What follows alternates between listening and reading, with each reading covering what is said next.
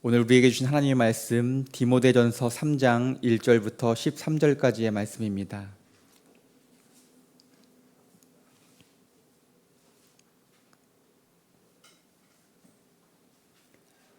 디모데전서 3장 1절부터 13절까지의 말씀 제가 봉독해 드리겠습니다.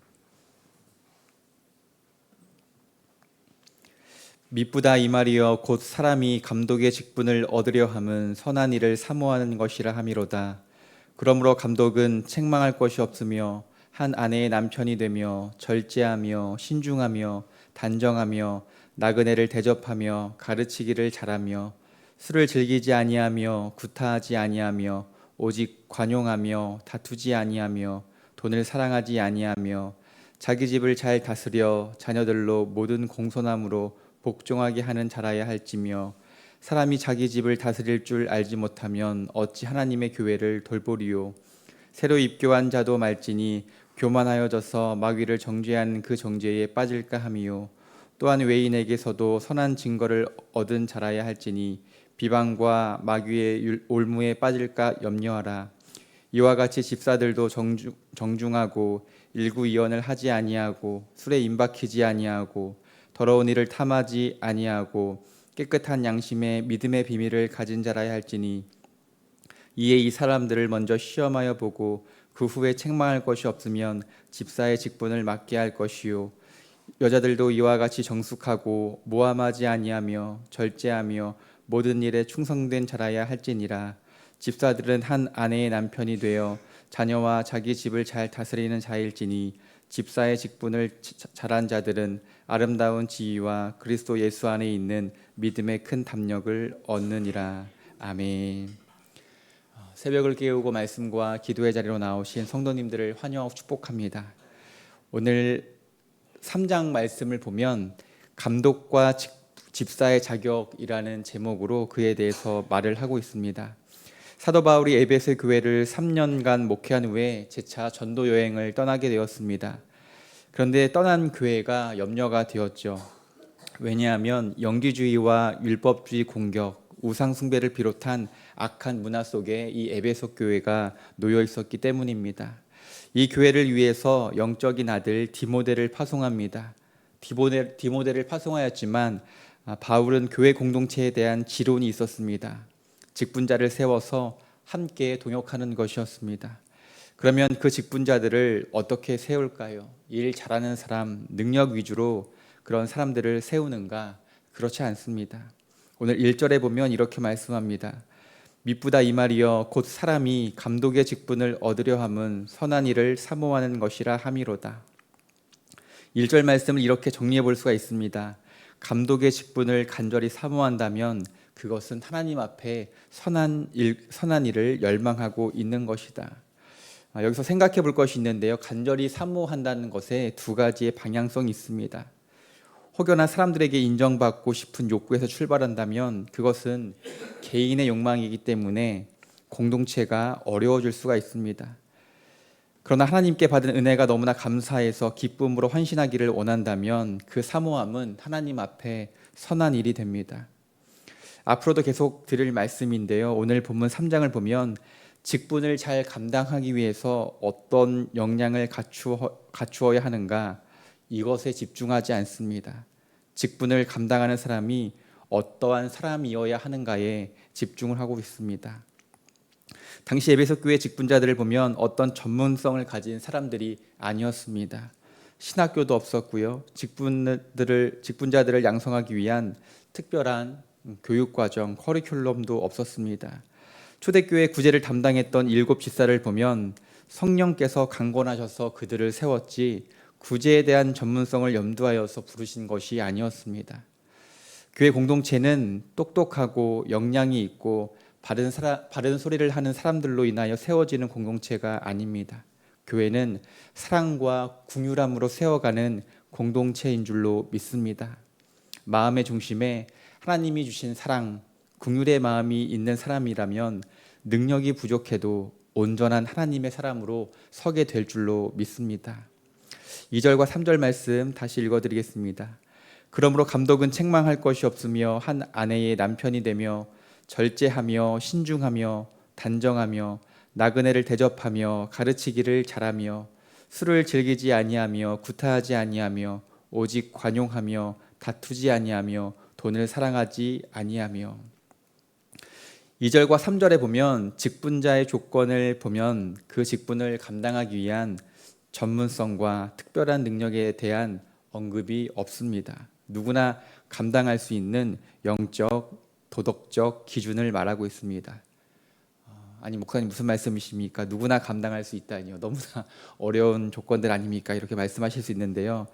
어쩌면 실력을 겸비하는 것보다 더 어려운 기준일 수도 있지요. 즉 삶의 본을 보이는 사람이 하나님의 일꾼의 자격이 된다고 하는 것입니다. 어떠한 일을 하기 위하여 능력을 갖추었는가 보다 삶의 본이 되는 사람, 그 사람이 하나님의 일꾼에 적합하다고 하는 것이죠. 가정에서, 일상에서, 돈 앞에서 온전해야 합니다. 물론 이 말씀에 우리의 모습을 비추어 보고 돌아보아야 하지만 너무 자책하지는 마시기 바랍니다. 왜냐하면 하나님은 연약한 자를 불러서 빚어가시기 때문입니다. 하나님은 당신의 일을 할 만한 완벽한 사람을 부르는 것이 아닙니다. 그렇다면 저를 포함하여서 우리 모두 하나님의 일을 할 수 있는 사람은 아무도 없습니다. 여러분, 자녀들이 종종 부모님을 도와드린다고 하면서 집안일을 할 때가 있습니다. 여기 어머님들이 많이 계신데요. 자녀들이 설거지를 하면 마음에 드시나요? 결코 마음에 들지 않을 겁니다. 기름때가 여전하고요. 설거지한다고 하는데 싱크대가 물바다가 됩니다. 난리가 납니다. 그리고 엄마가 설거지를 다시 하죠. 부모가 자녀를 봐도 그런데 우리가 하나님의 하나님을 위하여서 하나님의 일을 한들 하나님이 마음에 들어 하시겠는가? 하나님의 일을 그르치지만 않으면 다행입니다. 설거지를 한다고 그릇만 안 깨먹으면 다행이죠. 연약하고 부족한 자를 불러서 하나님의 나라를 이루어 가는데 써주시는 게 감사한 일입니다. 그러니 하나님 앞에 늘 겸손하실 수 있기를 바랍니다. 내가 낮아지면 하나님께서 높여주실 줄로 믿습니다. 약할 때 강함 되시는 주님, 낮은 자를 높여주시는 주님, 그 반전의 하나님을 경험하는 저와 여러분 되시길 주님의 이름으로 축복합니다. 4절과 5절 말씀입니다. 자기 집을 잘 다스려 자녀들로 모든 공손함으로 복종하게 하는 자라야 할지며 사람이 자기 집을 다스릴 줄 알지 못하면 어찌 하나님의 교회를 돌보리요. 그러면서 교회를 돌보기 전에 가정을 잘 돌보아야 한다, 이렇게 권면하고 있습니다.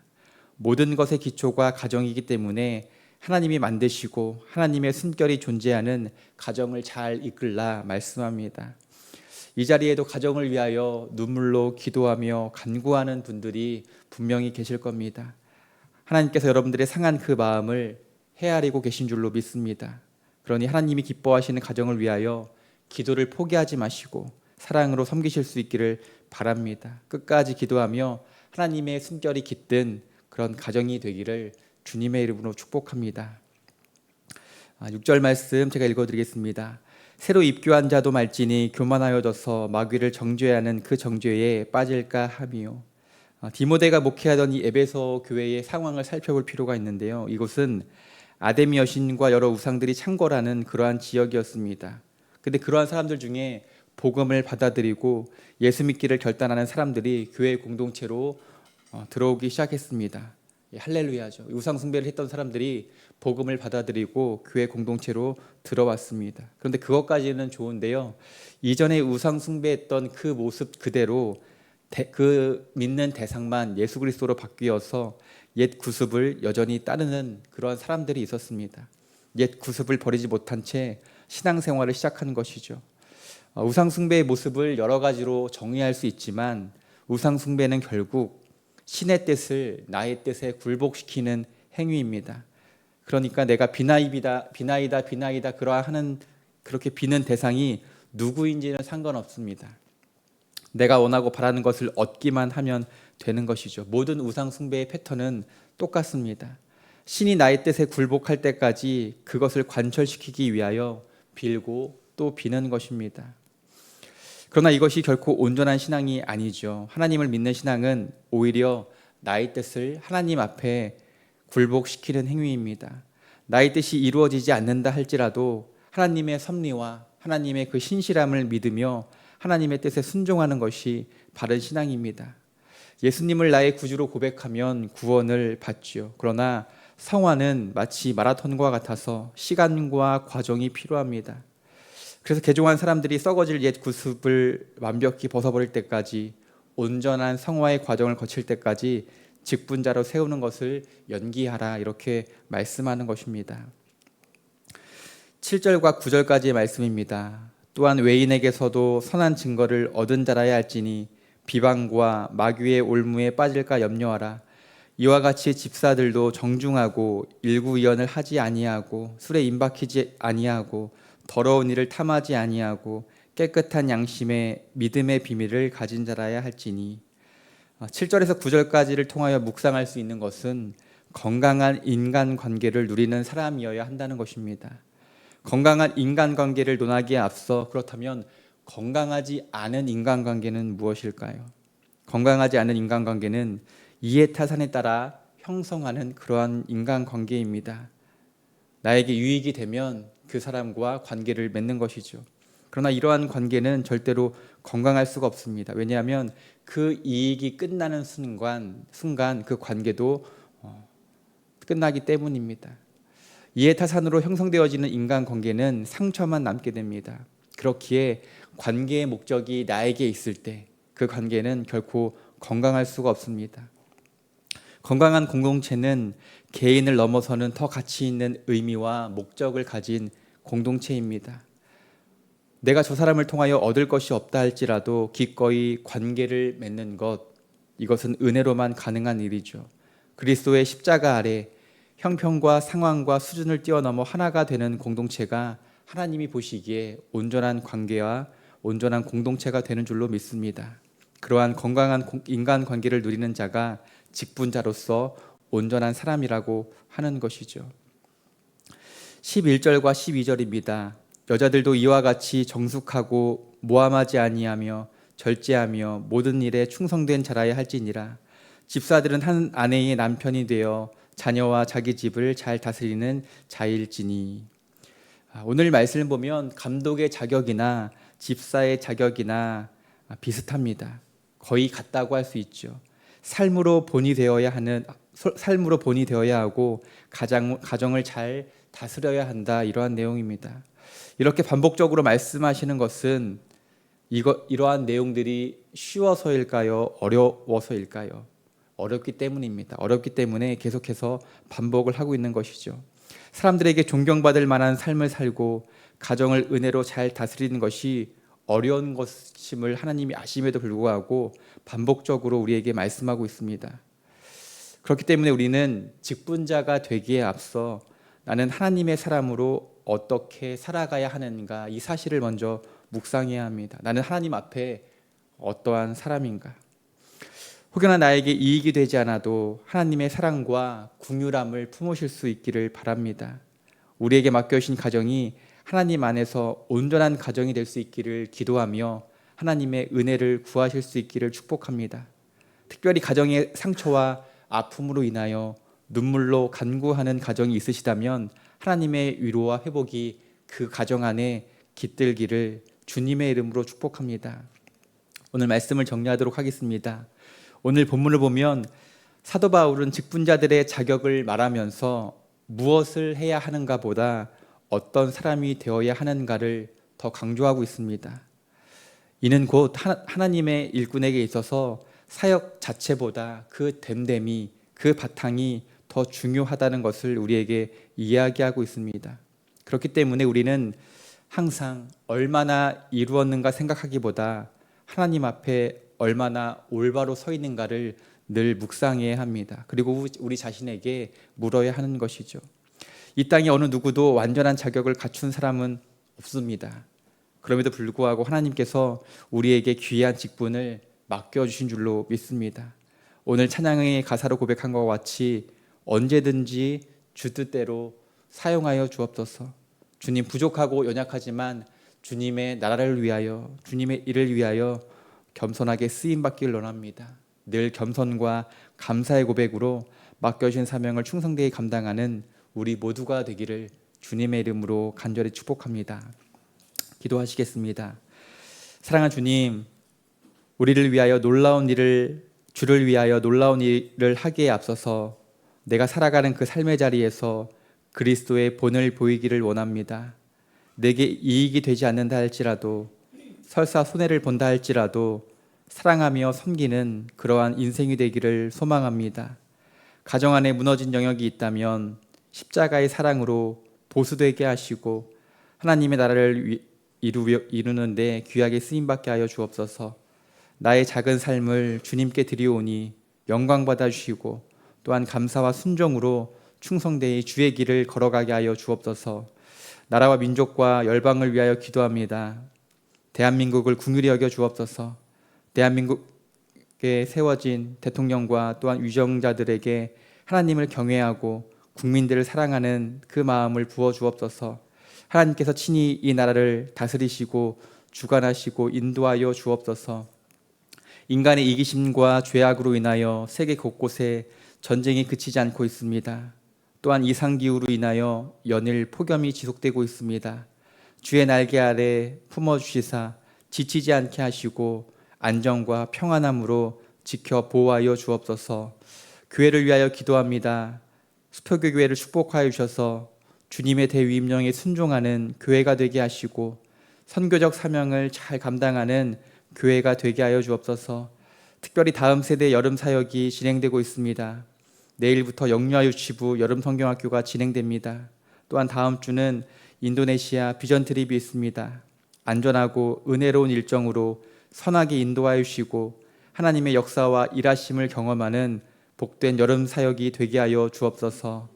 연로하신 성도님들을 위하여 또한 환우분들을 위하여 기도합니다. 수술을 앞두고 계신 성도님, 또한 회복 중에 있는 성도님, 그 육신과 마음의 질병으로 고통받는 이들을 기억하시고 찾아가 주시옵소서.